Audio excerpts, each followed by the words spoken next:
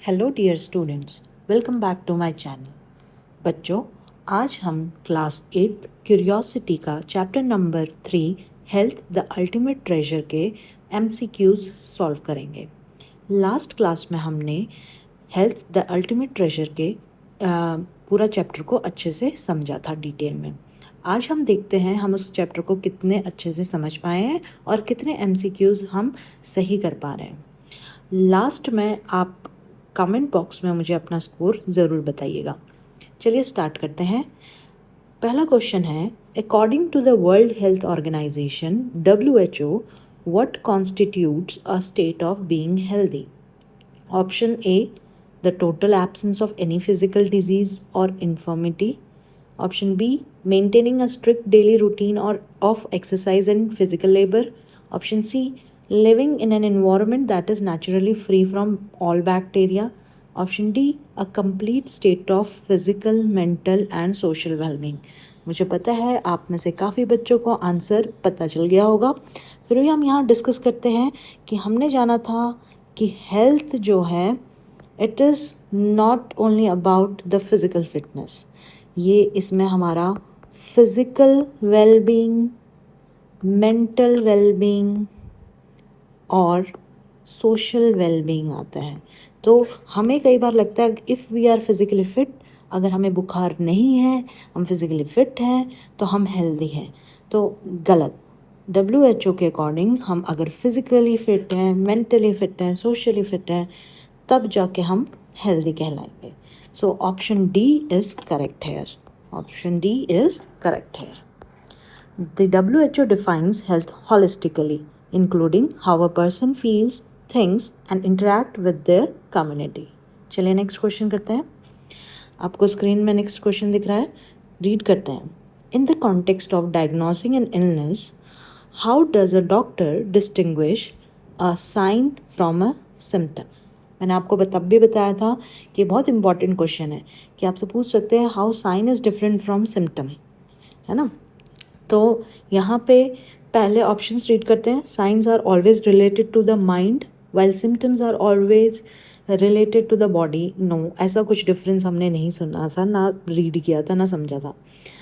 Option B देखिए, symptoms only appear in communicable diseases while signs appear in all diseases. No, this is not the correct option again.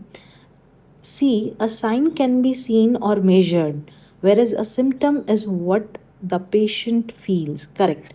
Here option C is correct. A sign, D option देखते हैं, a sign is felt by the patient while symptom is measured by a doctor. No, D is wrong. Here option C is correct. आप देखिए, sign वो होता है जो major किया जा सकता है।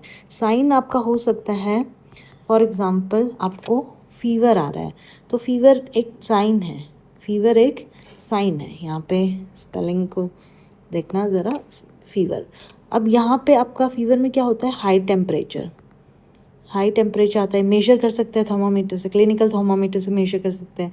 तो ये साइन है जिसको देख सकते हैं। जैसे कई बार स्वेलिंग आ जाती है तो स्वेलिंग दिखती है, राइट। रैशेस आ जाते हैं तो ये सब क्या है, साइन। ये क्या है, रैशेस आना, स्वेलिंग आना, तो ये है साइन। सिम्टम्स वो होता है जो पेशेंट को फील होता है। जैसे फीवर में सिम्टम क्या है, पेन होना, हेड में पेन हो रहा है, ठीक है, तो सिम्टम जो है वो पेन हो गया, टायर्डनेस हो गया अंदर, जो पेशेंट इंटरनली फील कर रहा होता है, राइट। तो साइन एंड सिम्टम का बहुत इंपॉर्टेंट क्वेश्चन है, MCQ के फॉर्म में आ सकता है और डायरेक्ट 2 मार्क्स 3 मार्क्स के क्वेश्चन में भी बहुत बार ये पूछा गया है। तो correct answer is C. Signs are objective clinical findings like fever or rashes, while symptoms are subjective experiences like tiredness or pain. चलिए अब क्वेश्चन नंबर 3 में जाते हैं। आपको स्क्रीन में दिख रहा है, let's read together. Why are diseases like diabetes and asthma classified as non-communicable diseases, NCDs? तो एज़मा और डायबिटीज़ को हम नॉन कम्युनिकेबल डिजीज़ क्यों बोलते हैं? हाँ, ऑप्शंस देखते हैं। Option A, they only affect individuals for a very short period of time. नहीं, ऐसा कुछ नहीं है। शॉर्ट पीरियड ऑफ टाइम के लिए अगर कुछ होता है तो हम उसको बोलते हैं एक्यूट डिजीज़ेस। ठीक है, इसमें क्या होता है, वो एक्यूट डिजीजेस होती हैं, छोटे छोटे जो टाइम के लिए हो रहा है, 1 हफ्ता 2 हफ्ते में चले गए, तो वो एक्यूट डिजीजेस कहलाते हैं। They are exclusively caused by a lack of specific vitamin in the diet. तो ये जो बी वाला ऑप्शन की बात हो रही है, वो बात हो रही है हमारी deficiency diseases, correct, deficiency diseases की बात हो रही है ना, जो हमारे कुछ स्पेसिफिक मिनरल्स हो गए, विटामिन हो गए, उनकी कमी से हो जाता है। जैसे ये स्कर्वी विटामिन सी की कमी से हो जाता है, राइट, बेरी विटामिन बी की कमी से हो जाता है, B1। ऐसे ही उनको डेफिशिएंसी डिजीजेस बोलते हैं, नॉट नॉट डायबिटीज़ और एस्मा और communicable diseases, non communicable diseases, उनको ऐसा कुछ नहीं बोलते। अब सी ऑप्शन में देखो कि क्यों बोलते हैं एस्मा और डायबिटीज़ को नॉन कम्युनिकेबल। ऑप्शन सी बोल रहा है they do not spread from one person to another and are linked to the lifestyle factor. Yes, correct, option C is correct है, क्योंकि ये जो है नॉन कम्युनिकेबल, एक पर्सन से दूसरे पर्सन में स्प्रेड नहीं हो रहा है। पर्सन 1 है, पर्सन 2, कोई ऐसे डायरेक्टली एयर के थ्रू, वाटर के थ्रू, फूड के थ्रू कुछ ऐसे स्प्रेड नहीं हो रहा है। बट ये कैसा है, लाइफस्टाइल, कैसी लाइफस्टाइल है उस पर डिपेंडेंट है, ये लाइफस्टाइल से लिंक्ड है। हमारी जैसे सेडेंट्री लाइफस्टाइल होगी, हमारा मूवमेंट नहीं होगा, तो वो ये ऐसे डिजीज़ है जो हमारे लाइफस्टाइल से अफेक्ट होते हैं, राइट, डायबिटीज़ एंड एस्मा जैसे। ऑप्शन डी देखिए एक बार, they are caused by pathogens that only survive in specific environment. Again this is wrong, so option C is correct है, right. These diseases are typically the result of genetic, environmental और lifestyle choices rather than infectious agent, है ना। तो non communicable कोई pathogen से नहीं हो रहा है, कोई इन्फेक्शियस एजेंट से नहीं हो रहा है, इसलिए नॉन कम्युनिकेबल कहा जाता है, क्योंकि ये जेनेटिक हो सकते हैं, ऐसे रेंडमली किसी में भी नहीं होगा, बाय एयर बाय फूड ऐसे नहीं हो रहा है। और इन्वायरमेंट में कैसी एयर ले रहे हैं हम, कैसा वाटर ले रहे हैं, उससे भी इफेक्ट होता है। लाइफस्टाइल हमारी कैसी है उससे भी ये होता है। चलिए अब नेक्स्ट देखते हैं question number 4। Which of the following is an example of acquired immunity. अपने इम्यूनिटी के बारे में जाना था। इम्यूनिटी क्या है, हमारा इम्यून सिस्टम, नेचुरल डिफेंस हमारी बॉडी का, राइट। तो एक्वायर्ड इम्यूनिटी क्या होती है, तो जो नेचुरली नहीं है हमारी बॉडी में, हमने ट्रेन किया है हमारे इम्यून सिस्टम को उसके लिए, वो होती है हमारी एक्वायर्ड, जो हमने एक्वायर किया है। तो एक्वायर कैसे करेंगे, पढ़ाया था एक्सप्लेनेशन वीडियो में, तो उसमें बताया था मैंने कि हम एक्वायर करते हैं इम्यूनिटी को थ्रू वैक्सीन्स। किसके थ्रू, वैक्सीन के थ्रू, राइट। तो ऑप्शन एक बार रीड कर लेते हैं। Option A, the ability of the body to digest healthy wholesome food. नहीं, ये तो डाइजेस्टिव सिस्टम के बारे में हो गया, इससे हमारी एक्वायर्ड इम्यूनिटी से रिलेटेड कुछ नहीं है, तो option A is wrong. Avoiding areas with still water to prevent mosquito bites, ये प्रिवेंटिव एक मेजर है, इसमें अगेन एक्वायर्ड इम्यूनिटी से कोई लेना देना नहीं है। Option C, the body's natural skin barrier that blocks all types of germs. Again ये हमारी इनेट इम्यूनिटी है, इससे हमारा एक्वायर्ड इम्यूनिटी से कोई लेना देना नहीं है, ठीक है। अब ऑप्शन डी देखिए आप, protection developed after being exposed to a virus और अ स्पेसिफिक पैथोजन, तो वो है हमारा एक्वायर्ड इम्यूनिटी, जो वैक्सीन लग जाती है हमारी। अच्छा, कई बार ये क्वेश्चन पूछते हैं कि वैक्सीन जो लगती है, वैक्सीनेशन से जो प्रोटेक्शन मिलता है हमारी बॉडी को, तो वो क्या सिर्फ वायरल डिजीज़ के अगेंस्ट होता है या बैक्टीरियल, तो आपको ध्यान रखना है वो दोनों के अगेंस्ट हम यूज़ कर सकते हैं, जैसे वो हमें दोनों से बचाते हैं, तो हम बैक्टीरिया और वायरस दोनों के ही अगेंस्ट वैक्सीनेशन लेते हैं, राइट। वो एक प्रिवेंटिव मेजर है, ये क्या है, एक प्रिवेंटिव मेजर। अब प्रिवेंटिव मेजर क्या होता है कि अगर कोई वायरल डिजीज़ है, जैसे कोविड-19 हुआ नहीं है, तो वैक्सीन कोविशील्ड जो वैक्सीन है वो होने से पहले लेना इफ़ेक्टिव है, लेने के बाद नहीं, राइट। तो ये प्रिवेंटिव मेजर होते हैं, होने से पहले, ये होने ही नहीं देगा, इसको पहले लेना होता है। एक बार हो गया, ये क्यूरेटिव नहीं होता है कि एक बार हो गया उसके बाद ये हेल्प करेगा या मदद करेगा, उस वैसा नहीं है, not curative, it is preventive not curative. ये भी आप इसमें ध्यान रखिएगा। ओके, चलिए, तो यहाँ पे option number D, acquired immunity is a learned response by the immune system after it encounters a specific germ or its weakened form। चलिए नेक्स्ट क्वेश्चन नंबर 5 देखिए, in the transmission of communicable diseases, what role do insects like house flies and mosquitoes play? जैसे communicable disease हैं तो उनमें जो मस्किटोज़ हो गए, house flies हो गए, क्या रोल प्ले करते हैं? क्या वहाँ कई बार बोलते हैं ना, मक्खियाँ आ रही है तो बीमारियाँ, जहाँ मक्खियाँ हो रही है वहाँ बीमारियाँ हो रही है, मच्छर है तो बीमारियों का घर है, ऐसे बोलते हैं। तो वो उनका रोल क्या है? क्या वही पैथोजन है या फिर क्या है, वही डिजीज़ कॉजिंग एजेंट है, या क्या हो रहा है, वही कॉजल एजेंट है डिजीज़ कॉज करने वाले, क्या हो रहा है ये हमें बताना है। ऑप्शन ए देखिए, they provide a form of natural vaccination through their bites. No, option A is wrong, कोई नेचुरल वैक्सीनेशन नहीं दे रहा है। B, they act as vectors that spread pathogen from one person to another. Yes, आप B option को ध्यान से देखिए, ये वैक्टर्स के जैसे काम करते हैं, वैक्टर्स के जैसे ये काम करते हैं। हमारे इंसेक्ट हो गए, ठीक है, बहुत सारे इंसेक्ट्स हो गए, फ्लाइज हो गई, ये वैक्टर्स के जैसे, हाउस फ्लाइज, मस्कीटोज़, ये हमारे वैक्टर्स के जैसे काम करते हैं। ये डिजीज़ कॉजिंग ऑर्गेनिज्म इनके बॉडी में रहता है, वो अपने बॉडी से फिर हमारे बॉडी में वो ट्रांसफ़र करते हैं। इसमें मैंने आपको बताया था एक इन्फेक्टेड पर्सन है, इन्फेक्टेड पर्सन है और एक नॉर्मल।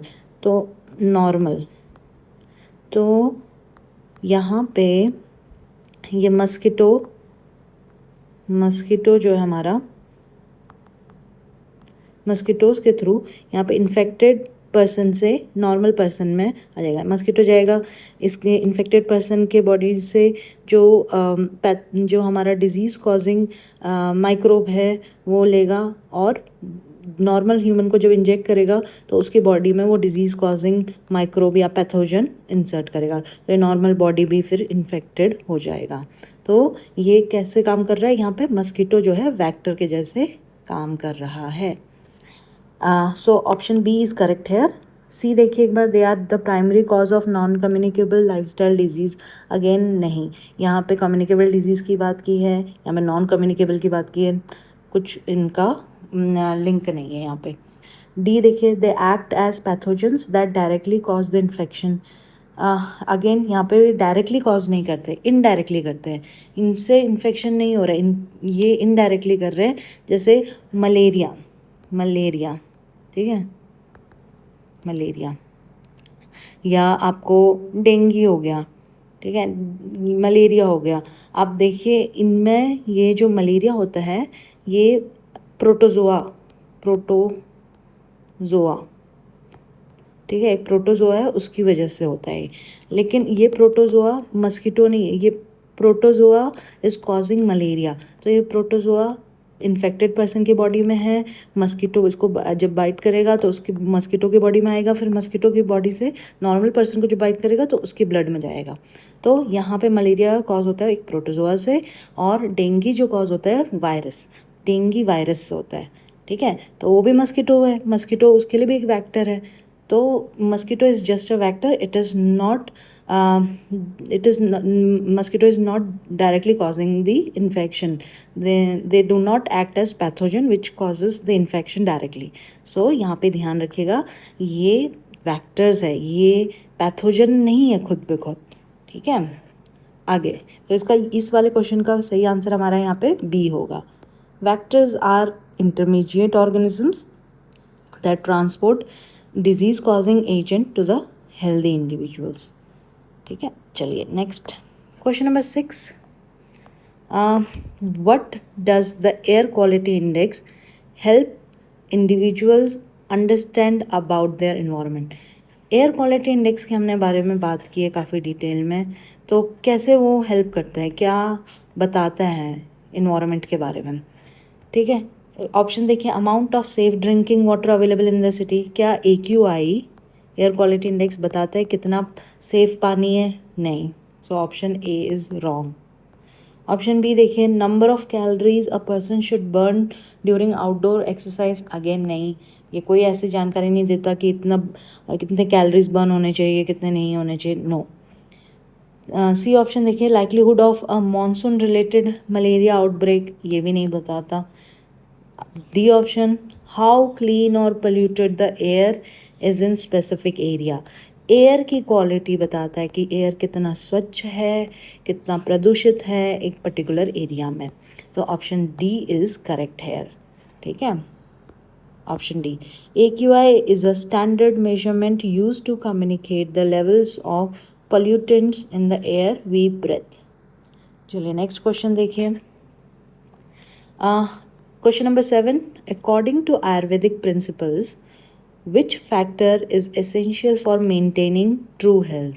आयुर्वेदिक प्रिंसिपल हमने पढ़ा था आयुर्वेदा में, कौन सा फैक्टर एसेंशियल है ट्रू हेल्थ के लिए?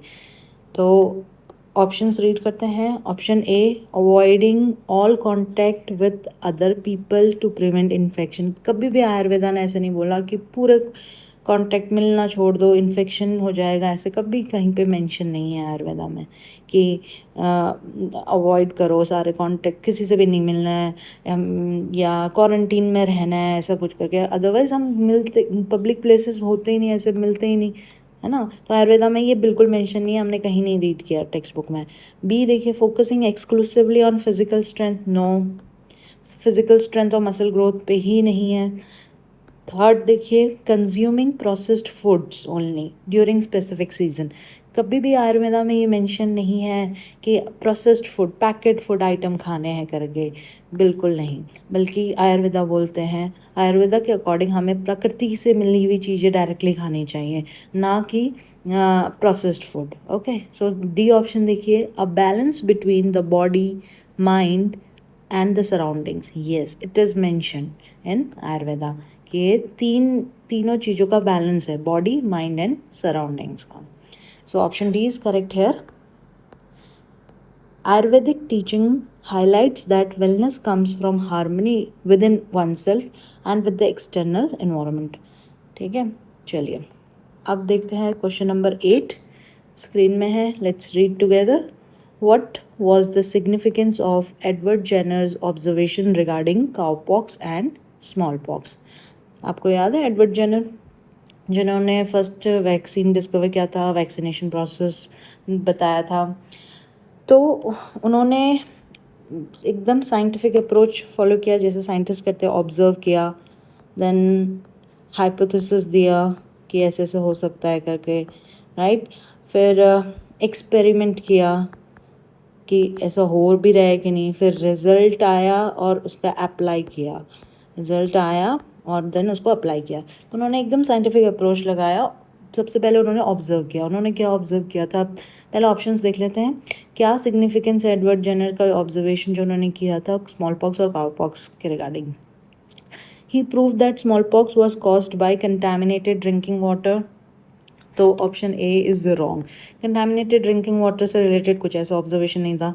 ही found that people who had cowpox were protected from small pox, yes, option B is correct here. उन्होंने ये ऑब्जर्व किया था, जो लोग जिनको काउपॉक्स हुआ है, स्पेशली जो ग्वाले हैं जो काव के साथ रहते हैं या उनको पालते हैं, तो वो लोगों को काउपॉक्स होता है। काउपॉक्स में लोगों की डेथ कम होती है, मतलब बहुत माइल्ड है, उससे लोगों की डेथ नहीं होती। स्मॉल पॉक्स डेडली डिजीज़ था उस टाइम पे, लेकिन काउपॉक्स माइल्ड था। और उन्होंने ये ऑब्ज़र्व किया कि काउपॉक्स जिन लोगों को हुआ है उनको स्मॉल पॉक्स नहीं होता, ये उनका ऑब्जर्वेशन था। So option B is correct here. He observe, option C देखिए, he observe that cowpox was more deadly than small pox, no, उन्होंने ये ऑब्जर्व किया था कि स्मॉल पॉक्स उल्टा किया था, और smallpox is more deadly than cowpox. D option, he identified that mosquitoes were the vectors for smallpox transmission? Again, C and D are wrong. So option B is correct here. देखिए, this observation led to the creation of the first vaccine by using a milder germ to train the immune system against a deadly one. चलिए, next question, question number 9. Based on the ICMR, बेटा आपको पता है ICMR क्या होता है? ठीक है, आपको मुझे कमेंट सेक्शन में लिख के देना है ICMR का फुल फॉर्म, ICMR, ठीक है, आपको एक कमेंट बॉक्स में मुझे इसका फुल फॉर्म बताना है. Based on the ICMR report mention, आपके फर्स्ट जैसे चैप्टर स्टार्ट हुआ था, बुलेटिन बोर्ड था, उसमें बताया गया था ICMR की रिपोर्ट है, ये है ऐसे करके. तो approximately how many people in India are currently diabetic? Options देखिए, ए वाला मोर देन 100 मिलियन. यस, हमने जब हम इसको स्टडी कर रहे थे डिटेल में तो 100 मिलियन से ज़्यादा लोग इंडिया में डायबिटिक है. बी वाला ऑप्शन देखिए, लेस देन 10 मिलियन, ऐसा कुछ. ये आपका डायरेक्ट क्वेश्चन है, नॉलेज बेस्ड क्वेश्चन है, जिसको याद आ गया करेक्ट है तो उस मतलब जिसको करेक्टली याद आ गया उसका करेक्ट है, थोड़ा सा भी वैल्यू ऊपर नीचे हुई तो फिर गड़बड़ हो जाएगा. नॉलेज बेस्ड क्वेश्चन है डायरेक्टली. सी वाला देखिए, exactly 11.4% of the global population. यहाँ पे बेटा इन्होंने ग्लोबल की बात कर ली है.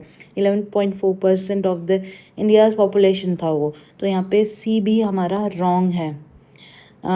डी देखिए, 28.6 मिलियन चिल्ड्रन, ये भी नहीं है, तो यहाँ पे हमारा option A is correct. The report specifies that over 100 million people in India are living with diabetes. Even बच्चों तक में डायबिटीज़ पाया जा रहा है. सोचिए कितनी ख़राब बीमारी है, और ये है हमारी लाइफस्टाइल से रिलेटेड हेल्थ प्रॉब्लम. चलिए अब नेक्स्ट क्वेश्चन देखते हैं. क्वेश्चन नंबर 10 स्क्रीन में आपको दिख रहा है. Let's read together.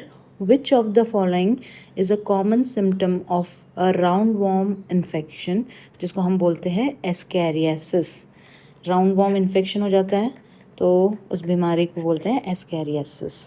तो ऑप्शन ए देखिए, loss of appetite and the presence of worms in stool.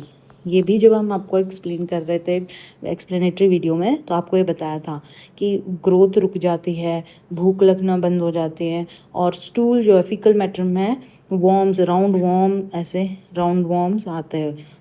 ठीक है, तो ऑप्शन ए इज़ करेक्ट है, लॉस ऑफ एपेटाइट. एपेटाइट मतलब भूख ना लगना. ठीक है. बी वाला ऑप्शन देखिए, सडन ब्लिस्टर्स. जहाँ ब्लिस्टर्स आए, अब वहाँ देखिए ये स्किन रैशेस, मतलब चिकन पॉक्स, काउ पॉक्स जैसी भी जो बीमारियाँ होती है उससे रिलेटेड हैं. तो ये हमारा एस्कैरियासिस से रिलेटेड नहीं है, इंटेस्टाइन वाली प्रॉब्लम से रिलेटेड नहीं है. Then C, frequent coughing and difficulty breathing. ये हमारे रेस्पिरेटरी ट्रैक्ट से रिलेटेड प्रॉब्लम है, तो ये भी नहीं है. Option C is also wrong. Option D देखिए, high blood pressure and increase heart rate. तो ये हमारा cardiac related, heart related disease की बात हो रही है यहाँ पे, तो ये भी यहाँ पे सही नहीं है. राइट, तो this is also wrong. Option A is correct. Loss of appetite and the presence of worms in stool. Intestinal parasites जैसे round worm directly affect digestion and can often be detected in waste, जैसे हमारा fecal matter और stool. चलिए next question देखते हैं. Question number 11. The Odisha community led sanitation campaign demonstrated that building toilets primarily reduced which condition. आपने पढ़ा था कि ओडिशा में एक डिस्ट्रिक्ट है, वो कम्युनिटी लेड कैंपेन, उन्होंने सैनिटेशन कैंपेन स्टार्ट किया था. आपको कमेंट बॉक्स में बताना है वो कौन सा डिस्ट्रिक्ट है जिसका आपके बुक में एग्जांपल दिया है. तो उस कैंपेन में ज़्यादा से ज़्यादा लोगों को बोला गया कि टॉयलेट बनाना और उसको यूज़ करना. ठीक है, टॉयलेट बिल्डिंग के लिए लोगों को बोला गया और उसको यूज़ करने के लिए बोला गया कि टॉयलेट यूज़ करो, और ओपन डेफिकेशन ना करें लोग, ओपन डेफिकेशन ना हो करके, खुले में शौच ना करे करके ऐसे लोगों को अवेयर किया गया। ठीक है, तो ये कम्युनिटी लेड था, एक या दो इंसान नहीं, पूरा कम्युनिटी ने ठाना था, और वो पूरा कम्युनिटी का एक मिला जुला एक प्रयास था। तो उससे कौन सी कंडीशन यहाँ पे सुधरी थी?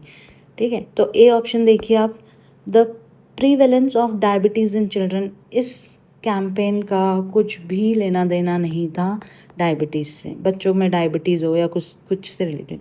मोरोवर डायबिटीज़ जो है बेटा हमारी नॉन कम्युनिकेबल डिजीज़ है, और वो लाइफस्टाइल रिलेटेड है, और वो पर्सन टू पर्सन वेरी करती है, क्योंकि हर इंसान की अलग अलग लाइफस्टाइल होती है।